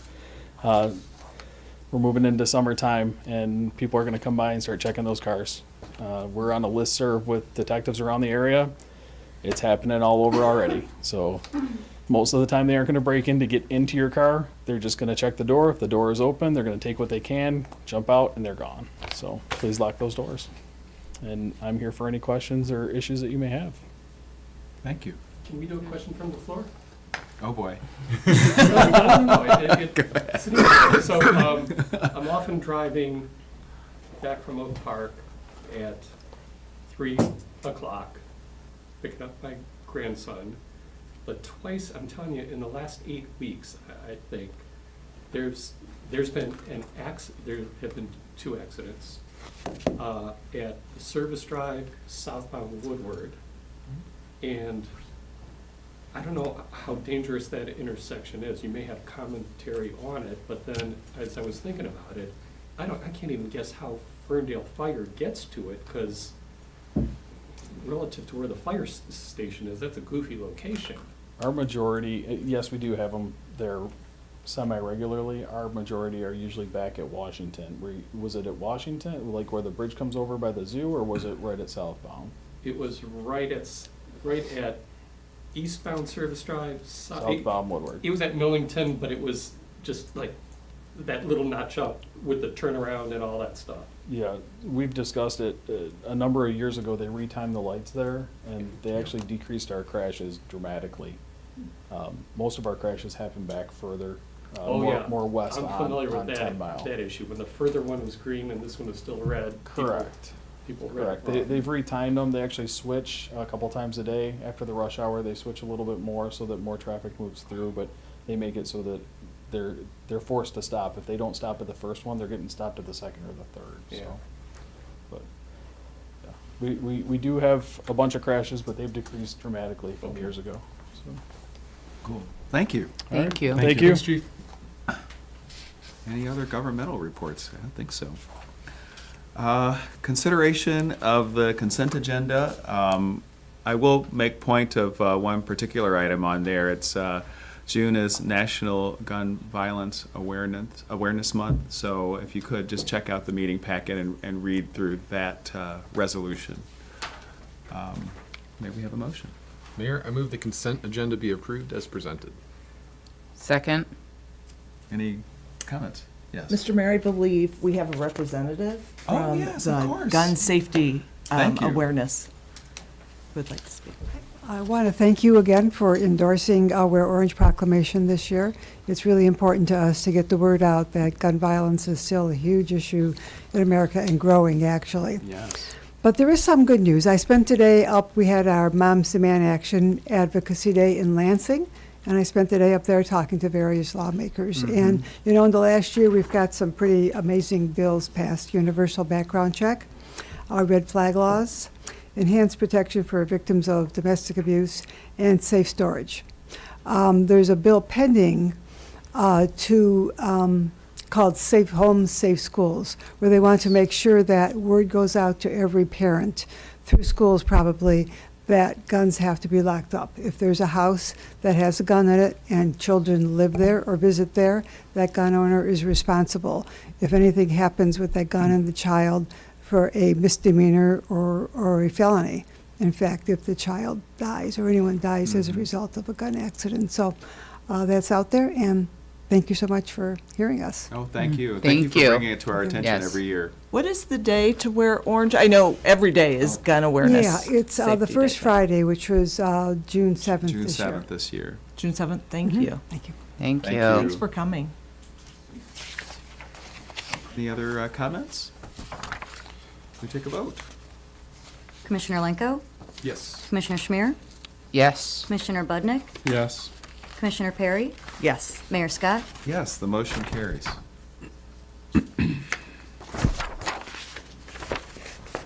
right, on to cross-connection ordinance amendment. Public hearing. Thank you. The cross-connection ordinance has some, it's an existing ordinance. that we are amending mostly to adopt the Oakland County Water Resource Commissioner's cross-control program. We had done this on our own a few years ago. Since moving to OCWRC as our water and sewer maintenance, they are taking over a cross-control program, implementation, monitoring, maintenance, and oversight, and so we're adopting their plan. Excuse me. The cross-control ordinance is something that we've been doing for commercial and non-residential properties. Per state law, it's something we're supposed to have been doing on residential properties as well for some time now. And so now's the time we must start contacting residents and doing cross-connection control inspections at their houses. There's information in the agenda summary. There's a link to a page on the Oakland County government website that goes through what a cross-connection is. But basically, it's any possible source or vulnerability in a private water system that could allow you to backflow into the public water system. And that's not something we want because that can contaminate the water in the public water system and cause other issues. So by and large, this shouldn't be a major issue for really any residential home. Most issues there are easily addressed. Sprinkler systems have to have a backflow preventer and a vacuum breaker somewhere potentially, so that may be something that gets inspected, but those are things you all should have on your system to begin with. So Oakland County will be monitoring and overseeing the program for us, so they'll be reaching out and contacting residents to do this on our behalf. So I'm happy to answer any questions you have about the ordinance amendments, but it's very minor in terms of what the actual amendment is to our ordinance. Thank you. Were there any questions for Jim on this from last month? Yes. Mr. Mayor. Hi. So what is the frequency of, so they'll go around the city and do it all once at first. I was sort of reading, it said something like every 1 to 10 years they may redo it. Right. They will have to go back and do it again in the future. There is a time period in state law. And I think it's 10 years, but I don't know offhand. With the, how long will it take them, do you think, to go through the city? Well, given that we haven't, that's going to be up to their manpower and availability. Given that we haven't done this, I imagine they'll want to get through it, but 50 to 100 a year. Oh, okay. But ultimately, that's going to be up to Oakland County. Okay. So it'll take a few years. So we're not all going to have it done like this summer or something like that? Sure hope not. Okay. And then, do they have to go in people's homes to do this? Yes. Okay. And then, but they'll be giving us notice ahead of time? Yes. And sort of schedule appointments? Yes. Okay. And then, is there a cost to the homeowner for the test? Well, it depends. It depends if the inspection, there's no cost. Okay. But if they turn up deficiencies or issues that need to be addressed, then the homeowner would bear the cost of bringing their home into compliance with the cross-connection requirements. Great. And so this is also that is not contaminating drinking water, right? Correct. This is a public health issue. Great. Thank you. Great. All right, with that, I think I'll open the public hearing. Any comments? Sure. Well, it just occurred spontaneously, so I didn't come here for this. George Lenko still. I recall hearing about this at the last meeting, and the example, I forgot exactly what it is, but I understand that for my lawn irrigation, you have to have the vacuum break, and that the risk if I left a charged garden hose in my pond, that's a bad idea, and that, of course, never happens. But I have a hard time visualizing what inside my house could cause a failure. And I wonder if you have any examples of what kind of failure they'd be looking for. I do not. I'm not a cross-connection control guy, so I'm not. When it comes to residential, I don't know what they could find. Residential is less of a concern than commercial and industrial. Which is why we haven't looked into it for all these years. Exactly. Right. The link has a bunch of information, but it's... Nothing that seemed, at least for residential, seemed frequent. You know, I in my own head, I could imagine someone connecting the hose from their washer, for example, the wrong way. That might need just a quick thing to do. But the average home, they didn't have many good examples on the website. Okay. But it has to be done. And we'll find out. And we're all about to find out. Any other? All right, I close the public hearing. May I have a motion?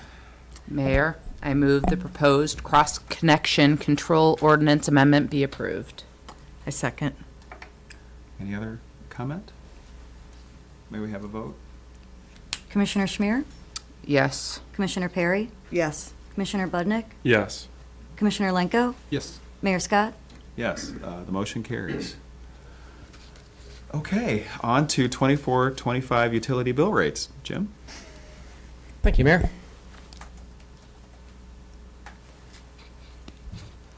The proposed utility rates for fiscal year '25 are shown on the screen. They're in the agenda packet as well. I won't read out each one.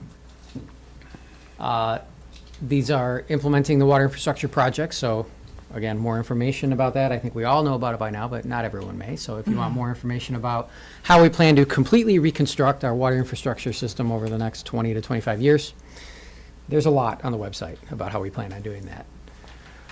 Inputs this year, we saw some wholesale and supplier cost increases. Our cost of water, and these all change every year. It's kind of like three-card Monte, which one is going to be the big one and which ones are smaller. And they all take turns. But this year, the wholesale cost of water is going up 5%. Really the story there is we are in secular decline for water usage. Every time you get a new dishwasher or change a toilet or get a new shower head or really anything, any appliance that uses water, a washing machine in particular, it uses much less water than the one you replaced. And this is having an impact on water usage. Most of our water rates from both the wholesale supplier, Gliwa sells water to Sakwa, Sakwa then sells water to the member communities. All of them depend on water usage to maintain the system to provide water.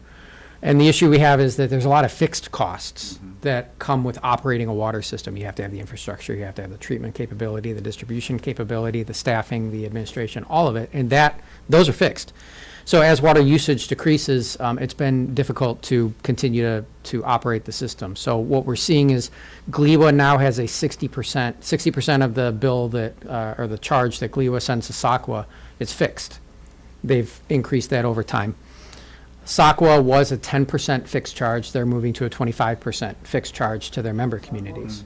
So this is changing just how water is billed. We've done it. We went to the ready-to-serve charge and the infrastructure charge rather than having everything be based on water usage because it's predictable and those are infrastructure-related costs. So our water cost this year is going up 5%, as last year was a terrible year. Sakwa's budget was destroyed because of all the rain we had. It was just they didn't sell enough water, and it's a major issue. So that's just a trend within water utilities in general, and we expect that to probably continue. I don't know how much more Gliwa can charge fixed, but Sakwa could charge more on fixed basis. So anyways, this year our water cost is going up 5%. Sewage treatment is going up 3.1%. Stormwater treatment is going up 1.1%. So those are our inputs to probably about 60% of our utility rates. So again, our non-water infrastructure cost components, 55% of those are just our wholesale costs to suppliers for stormwater, sewage treatment, and water, wholesale water. Our operations and maintenance, just general maintenance to the system, is another 20%, and then you see what the remaining 25% is. So the bottom line, and there is an error in the agenda summary, it's 6% was last year's increase. This year, the average water user will see a 3.4% increase, which is essentially inflationary. Inflation from March 2023 to March 2024 was 3.6%. So we're a non-remarkable increase this year. Keeping What up is with that for? costs. Is that for just the water usage part? That's your portion? total utility bill. Total utility. So that's garbage usage pickup, for- ready to serve, water usage, sewer, treatment charges, infrastructure charges. So the whole, what you pay. Because we have the water bill, but it's really covering many more things. Yeah. So all of those things together are a 3.4% increase. And that's for our average water user who uses 7.5 MCF. One MCF is about 7,500 gallons of water.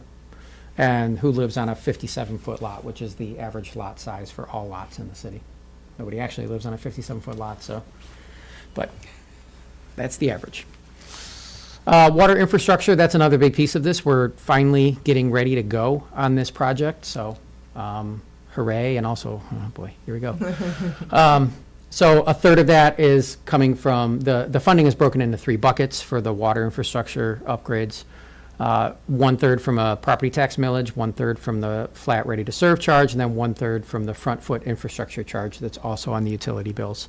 Each one of those raises about $345,000 plus or minus, based on rounding, really, with the rates.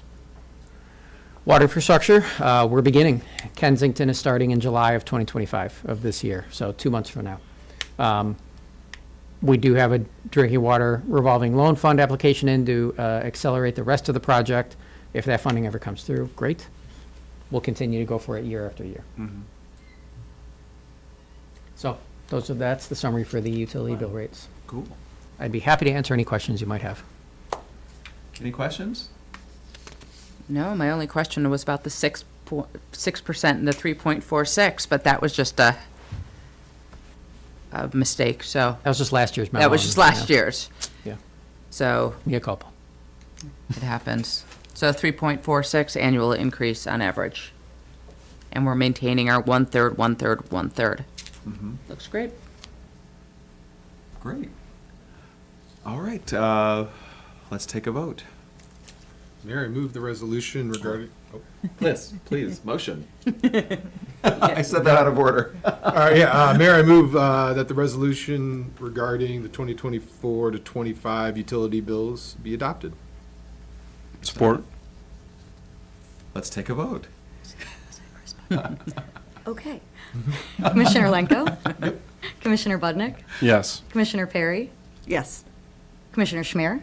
Yes. Mayor Scott? Yes, the motion carries. Let's talk about the budget and the public hearing.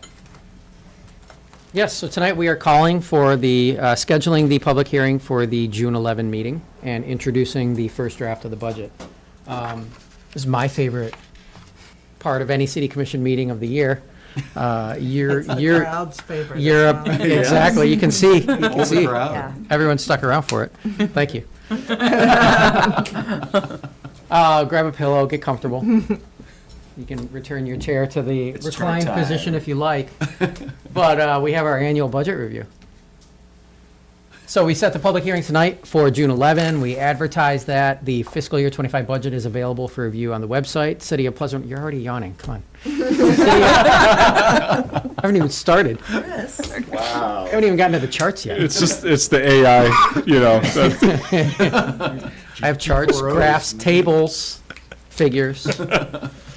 The fiscal year 25 budget's available for review on the website. You can get there directly at www.cityofpleasantridge.org/budget if you're having a hard time falling asleep, for instance.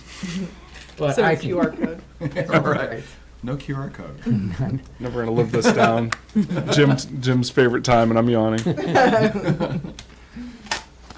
Oh, look. Look at that. So the headline, millage rates, reduction of about 1.3%.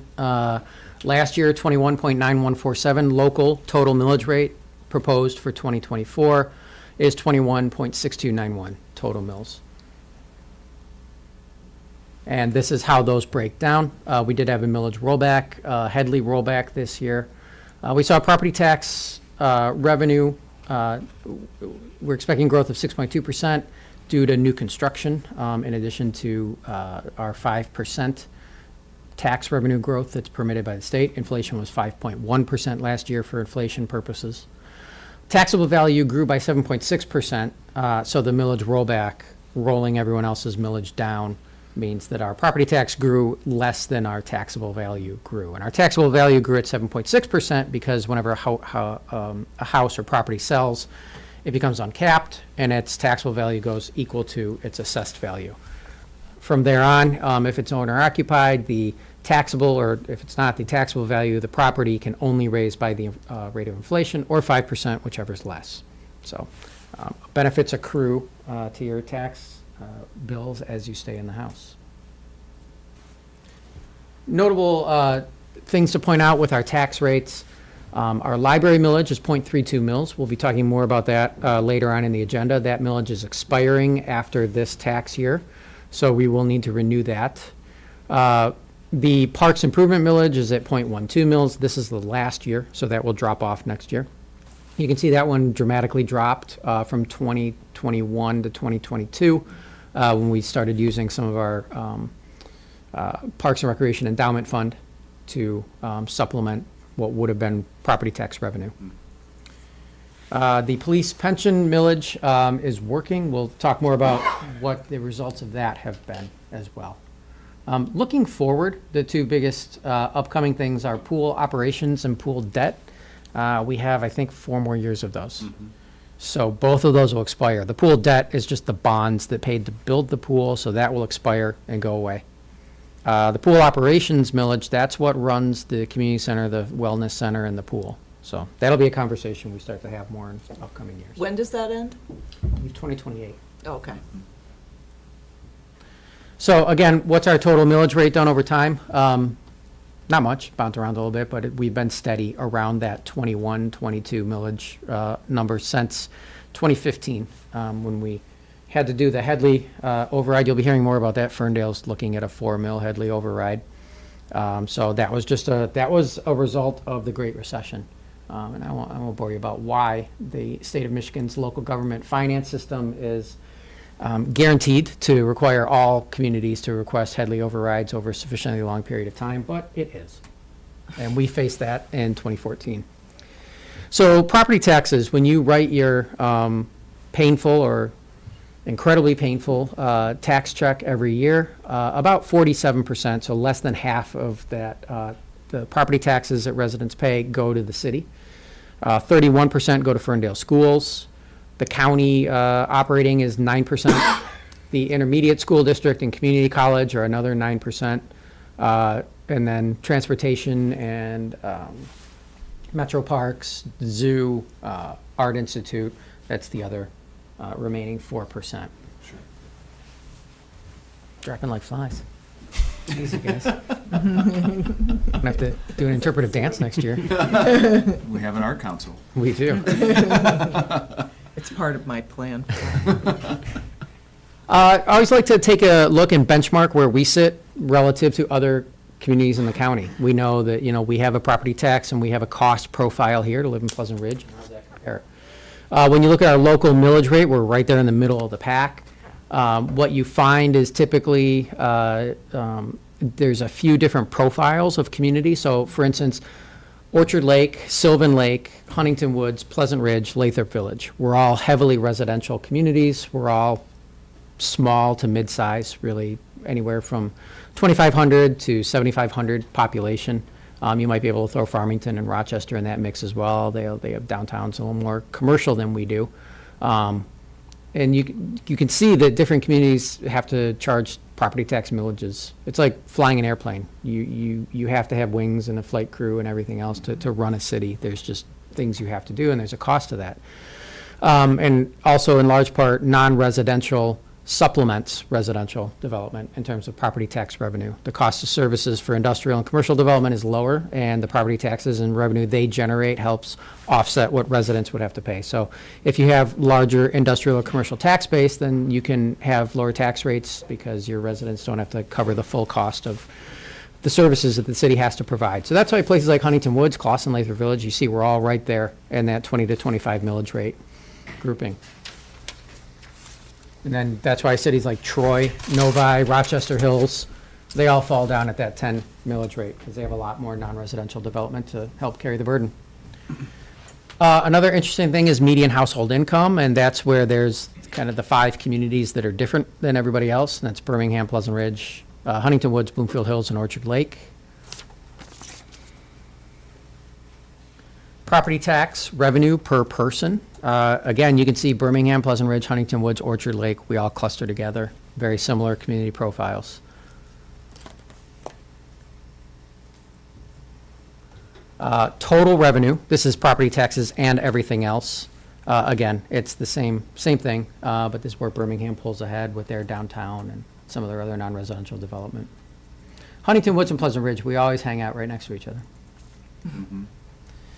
And again, if you look at millage rate and property tax revenue per capita, this one just shows that, again, when you're looking at property tax revenues, it's those same 5 communities that are above that 1,500 property tax revenue per capita. So another way of looking at this is the community affordable for the people who live there? And this is taking your total city revenue, dividing that by the number of households you have, so that's total revenue per household, and then what is that as a percentage of household income for the residents who live there? And when you see this, Pleasant Ridge is one of the most affordable for the people who live here, for the resources we have. We're paying about 4.8% of household income as city revenue per household.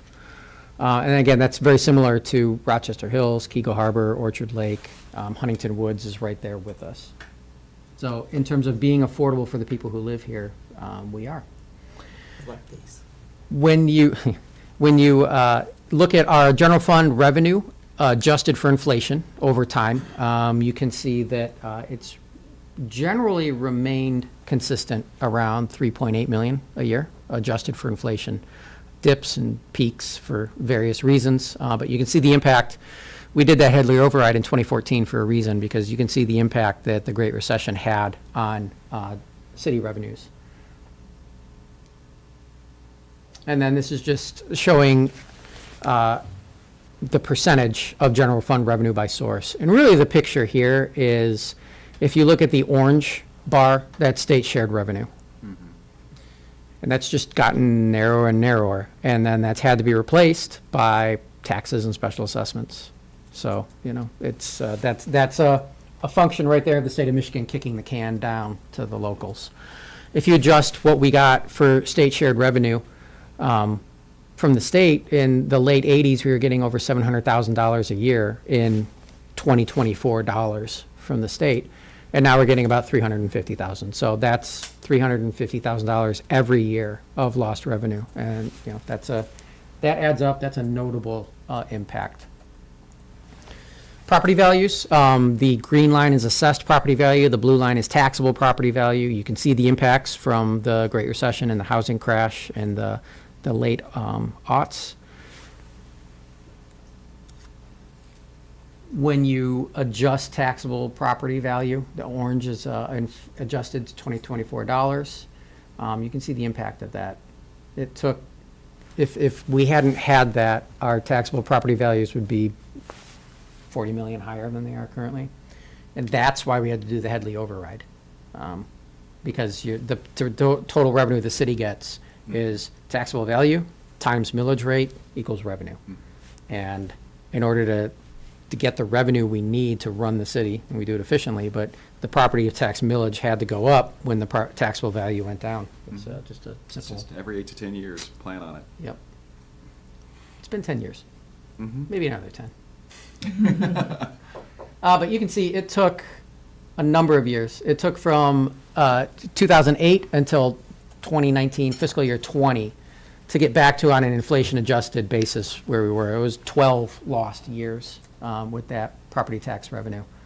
And then on the nominal value, not accounting for inflation, it took 8 years. So expenses. When we look at total expenses per capita, here we actually fall in the middle of the pack. Huntington Woods, Birmingham, Orchard Lake, Bloomfield Hills, they're all much higher than we are. So in terms of our expense profile, we are running less per capita. We talked about revenue per household as a percentage of household income. When we talk about city expenses per household as a percentage of household income, we are the lowest in the county for all cities. So we are, for the residents who live here, the most affordable community. So what do we spend our money on? Where are we different than other communities? Well, police expenses per capita, it's us in Lathrop Village. This is, and again, you see all those communities down at the bottom, those are public safety departments, so they don't have police and fire. We'll get to that in a second. But for just police expenses, it's us in Lathrop Village. This is how it always works with police expenses, and it's just a matter of size. You have to have 6 or 7 guys minimum to have 24/7 coverage. So and then you could cover a city of 5,000 or 6,000 people with those same number of guys. So there's just basic costs, and on a per capita basis, that we can't really, run at less per person than this. Fire expenses by contracting with Ferndale Fire. Here we fall on the lower end. We're about $100 per person per year for fire protection and EMS protection services. So when you combine those together and add in the public safety departments, you can see what the total cost of public safety expenses per capita are.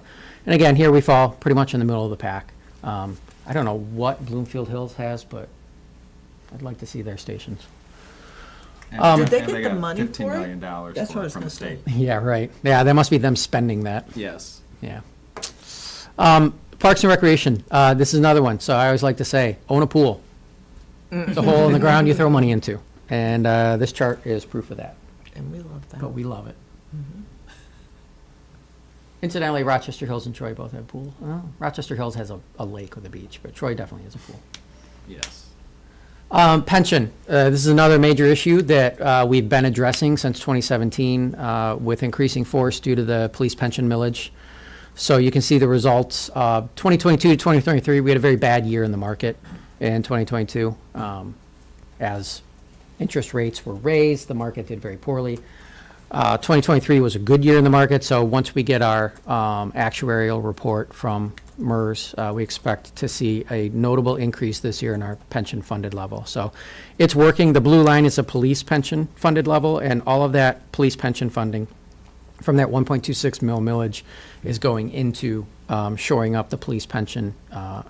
So that has gone from 42% to up over 60% in a few years. So we're making excellent progress. I think we have 7 or 8 more years on the police pension millage. So continuing to plow all of that money at this funding liability, we expect to be in very good shape. Highlights this year, you've probably seen the work down at the DPW building. That's being funded in part by the state infrastructure, $1.8 million we got from the state for infrastructure. So that will be a good. That building hasn't really been invested in since probably 50 years. So it's good to be able to get a modern DPW building that will put us in good shape for decades to come. Starting our water main and lead service line replacement projects. Kensington slated for July of this year. Oakdale is in design and in permitting with Eagle. And we'll be looking to get that going as well. During 2020. Possibly spring of 2025 or summer of 2025. So that remains to be seen, but we are moving at all due speed with that project as well. This year, our sewer lining, we do sewer lining projects every year. As you know, we go through and televise and clean our sewers every 10 years. And then based on that, we identify 1, 2, 3, 4, critical, serious, moderate, whenever, issues with the sewers to repair those. We've been doing sewer lining for the past 8 years, where they put in and put a liner that expands on the inside of the sewer. It's basically like getting a brand new sewer without having to excavate it, so it's very cost efficient. We've been doing those projects every year based on that examination from the cleaning and televising. This year, we're doing projects on Maplefield, on Elm Park Avenue, and Kenburton. Incidentally, Elm Park Avenue is actually Elm Park Boulevard if you look at the plats. And Elm Park Boulevard is Elm Park Avenue if you look at the plats, but. Interesting. Yes. What? Yeah, just like Woodward Avenue is a boulevard, so I don't know. And we're also doing all of our planning projects this year. We have the arts plan, we have our master land use plan, our parks and recreation plan, the safe streets for all plan. So we anticipate having many implementation projects to talk about in upcoming years. But it's a big summer. If you're interested in getting involved in influencing the future development of the city, please stay tuned and participate this summer. Dive in. Yes. So, that's the budget. I don't know, I didn't put a timer on it, but I didn't see too many I'm on. missing a chart. I may have taken a couple out. I'd be happy to answer any questions you have. That was a high-level overview of general trends with the budget, but there's a lot in there. What was the thing that you recently were awarded? We were recently awarded something for water infrastructure, and we've done some planning ahead for getting water into the ground. Like at the Oxford, The bioswales? yeah. Yes, so we did shoot, the name's escaping me now. Watertowns project with the Clinton River Watershed Council, of which we're members. So there's a plan to do groundwater infiltration, to take stormwater and infiltrate it in the ground rather than putting it in our sewers. As we know, that's an issue Yeah. in our combined sewer area here.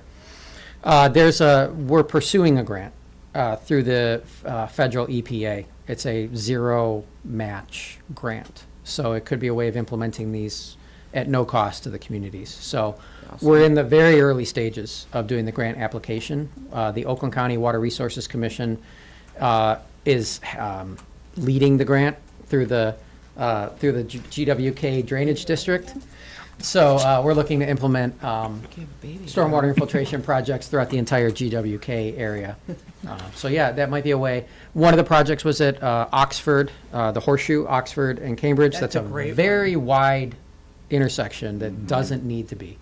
And it's, you stop there and you have no idea who's supposed to go Right. because you're all so far apart from each other. And so the plan there is to take that and reduce that intersection to a normal size intersection instead of the helicopter landing pad, and to take that space and infiltrate water into the ground.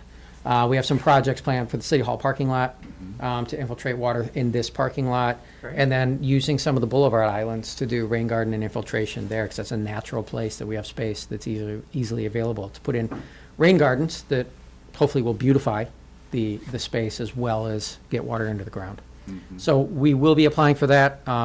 We're working with the WRC to tighten up our application and our request and update funding numbers with WRC. So That's cool. hopefully more on that soon. But again, it's early days. It's not, we're applying at this stage. Okay, that's great. Well, that was a great presentation. Yeah. Yes, thank you.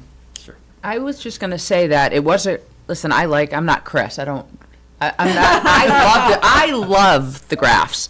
But I did want to say for anyone watching, the first 4 pages that you did, the summary, is excellent. So for anyone watching and wants a high level, it hits on all of it. So that is it was great to read, but it's also great for everyone to read. It's a great summary. It's a great summary. I mean, and it really does point to all of it and give specifics. So for anyone watching, go read it. But thank you. I mean, it was great. Thanks. Okay, let's have a motion. Mayor, I move that a public hearing be established for Tuesday, June 11th, 2024 at 7:30 PM to solicit public comments on the proposed fiscal 2024 through 2025 millage rates and combined city budgets. Second? Any other thoughts?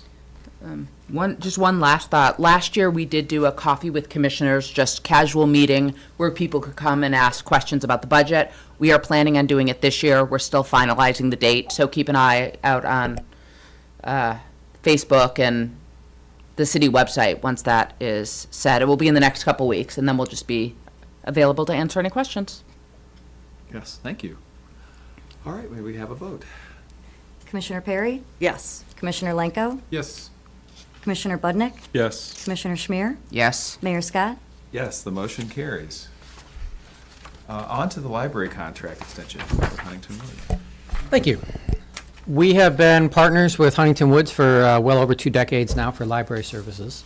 Huntington Woods is a member of the library network, so our residents who are Huntington Woods library card holders can use any of the libraries in the area. And we have heard very good things. We've had nothing but a good experience partnering with Huntington Woods for library services. So we've been doing a 5-year contract with a 5-year millage over the last 20-plus years. That's expiring. So the proposed contract before you would extend the existing contract, updating. The contract has an inflation multiplier for what we pay every year. To Huntington Woods, it's about $50,000. So there's that inflation multiplier built into the contract. The contract is contingent upon the millage being approved. So if our millage fails in November for library services, the contract will not go into effect, and we won't have a library. So that's it. It's a renewal. It's a status quo situation. Just in terms of cost, we pay about $23 per person for library services. The average Oakland County community pays about $55 a year per person for library services. So again, it's a Great deal. it's Great deal a it's for a us. great deal. And it really is a good library. So if you don't have a card, I recommend getting one. And if your favorite library is somewhere else in Southeast Michigan, it's likely that your Huntington Woods library card works there. So you'll have access to that library and I think 50 some odd other libraries in the area. Yes. And also audiobooks and Libby and all of that. I mean, you don't even need to, you don't even need to go into the physical library. I mean, I download probably 2 books a week using Libby. I mean, it's awesome. Great. But then all the activities too, Yes. for all ages, so it's pretty cool. Yeah. Right. All right, maybe we have a motion. Mayor, I move that the agreement for library services between the City of Huntington Woods and the City of Pleasant Ridge for the term of January 1, 2025 through December 31st, 2029 be approved, conditioned upon the successful renewal of the library services millage to be voted on at the November 5th, 2024 election. Second. Any other thoughts? All right, I guess we'll have a vote. Commissioner Perry? Yes. Commissioner Schmier? Yes. Commissioner Budnick? Yes. Commissioner Lenko? Yes. Mayor Scott? Yes, the motion carries. And the related item, the ballot language. Yes. So the proposed ballot language would read, shall the City of Pleasant Ridge authorize a millage of up to 0.32 mils for a period of 5 years, for years 2025 through 2029 inclusive, in excess of its charter authorized tax rate as reduced by Section 31, Article 9 of the 1963 State Constitution, such additional millage to be used to provide library services. If approved and levied in its entirety, the millage would raise an estimated $68,021 in 2025. I forgot my glasses, so. It's okay, someone has to read it again. More of a struggle. Somebody can just move what he said. Okay. That's Cool. that. Any thoughts or edits? Okay. No. Maybe we have a motion, what he said. Mayor, I move the ballot proposal which reads what Jim said. Can I say that honestly? Sure. What Jim just read, be approved and forwarded to the Oakland County Clerk for placement on the Tuesday, November 5th, 2024 general election ballot. Second? Awesome. May we have a vote? Commissioner Schmier? Yes. Commissioner Lenko? Yep. Commissioner Budnick? Yes. Commissioner Perry? Yes. Mayor Scott? Yes, the motion carries. Oh, this is November 5th, okay. All right, city manager's report. We've had enough already, but I just wanted to highlight finally, the southbound Woodward bike lanes, through Pleasant Ridge at least, are coming complete. They didn't order enough of the armadillos. Those are awesome. Yeah, they really make a difference. They make a huge difference. It was so disappointing when they left this project half finished over the winter, because not only was it half finished and it was in a bad state, but it was just for people experiencing it and seeing the change for the first time and not seeing all of the things that come into this, including like the yellow bollards in the middle at intersections to highlight the fact that cars don't go there. It was really disappointing that we had to live through that half-finished state, because as you can see, this makes a big difference visually, perceptually, defining the space. So I was really happy to see this this week come due. And you may be wondering why the armadillos stop halfway between Elm Park Boulevard / Avenue and Oakland Park. It's because they didn't order the right quantities. So they, of course. Are they reordering? They are reordering Okay, them, good. but again, it's going to be a couple more weeks before they finish putting the armadillos in down to Oxford. So, yeah, Stuff happens. stuff happens. But at least we can see it now, and even with the green paint through the intersections, it makes a big difference. So I was really happy to see this. Yeah. Looks great. And having those yellow things. And I'll tell you, as somebody that probably a few times a week I hang out in Ferndale, I don't drive anymore. I just take the bike, and it's a comfortable ride. And as I mentioned earlier, I do encourage everyone to just sort of give it a couple of weeks for these kinds of things to be done, because my experience is dramatically different yesterday than it was 2 weeks ago yesterday. and we're going to see these little improvements made. And if you see things that you don't like, let us know, because there are some things that are probably going to be adjusted just because they work. Some things work really, really well, and there are just a couple of little oddball things. For me, for example, they've added paint to get across Woodward, which is something I've noticed happen in Ferndale. We don't have it yet on Elm Park Sylvan Avenue Boulevard. So, Where? excuse me, That's Oakland Park. Oakland So- Park. Oakland Park. Yeah. Sorry. Do you know why it dips in at the intersections? I couldn't figure that out. That is because we know a car is going to pull through to turn. So when drivers pull out to make the turn onto Woodward, they're going to pull out so that they can see. So that is the theory, and the concept is that allows the bicyclist space to go behind the vehicle. So what that does is it eliminates conflict points, because as a driver's coming out, they're looking at the direction of oncoming traffic, which is only one direction on Woodward. So it's for those bicyclists coming from your right. It's a way of acknowledging the fact that drivers are going to be focused to the looking north. And bicyclists coming from the south now have a way of going behind that car that's stacked up to turn. It feels weird as a cyclist seeing it and using it until you're experiencing it with somebody pulling out into the road. And then it does draw attention. You're more in the line of sight. Right, and what you don't see is there's the triangles. There's some triangles that are painted.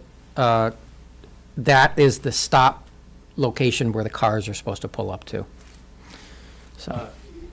And that one's at Oakland Park, though, which is light. That's Poplar. That's That's Poplar.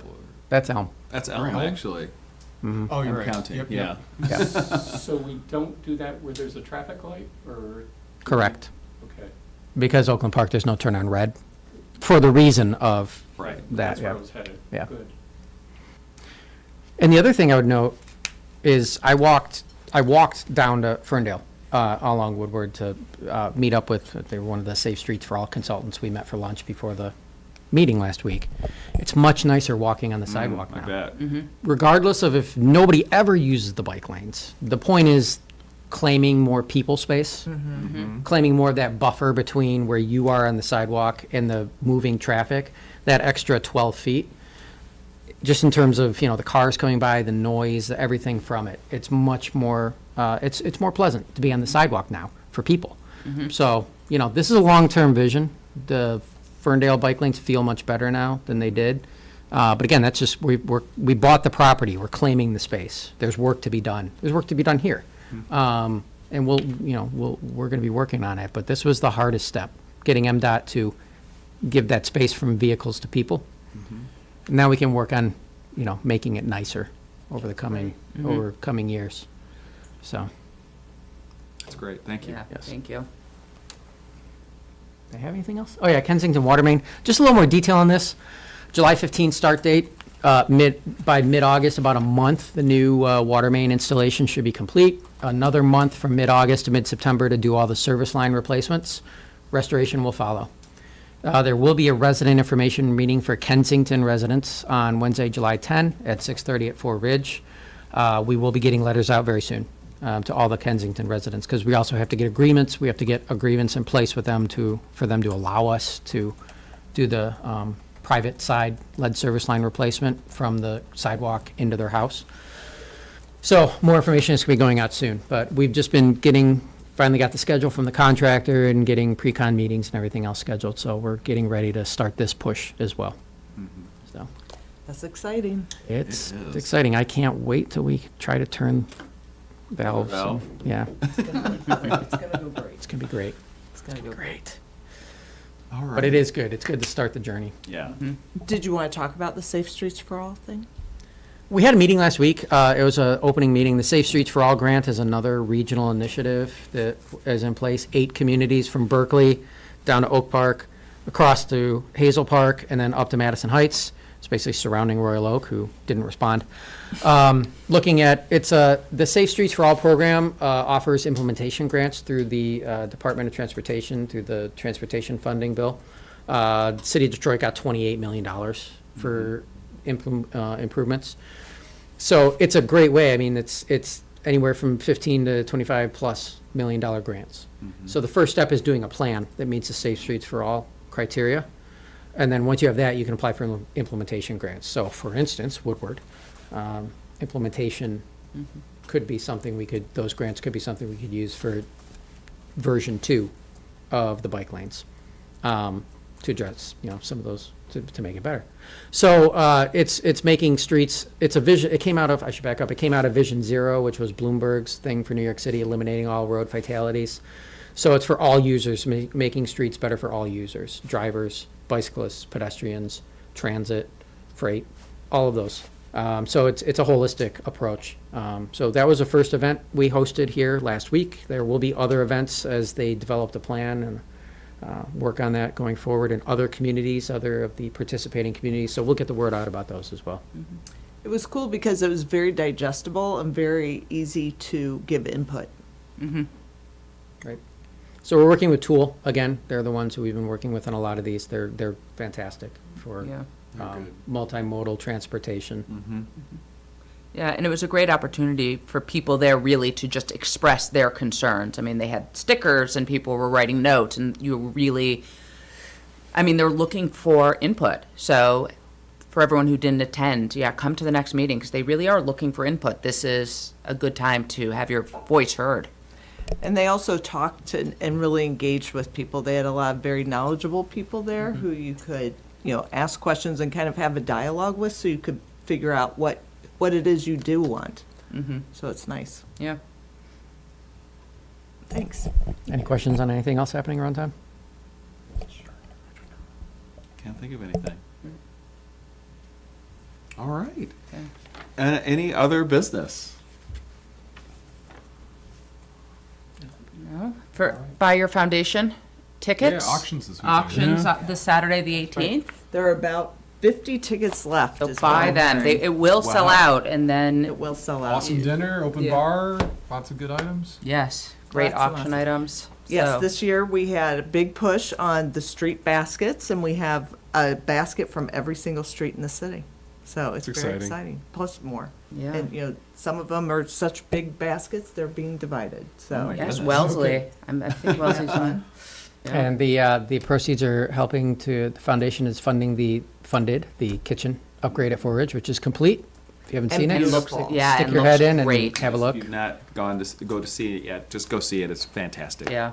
It's like going from like the big radio to color TV. Yeah.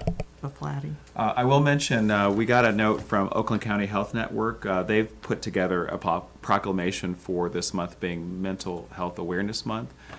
They know that in having come out of COVID and with a lot of other things that are going on, it's just a national concern, so they want to make that a concern for everyone in Oakland County. So they'll likely appear at one of our meetings in the future to talk about their efforts to combat what we see happening around the country. Excellent. That's great. Yeah. And that's all I've got.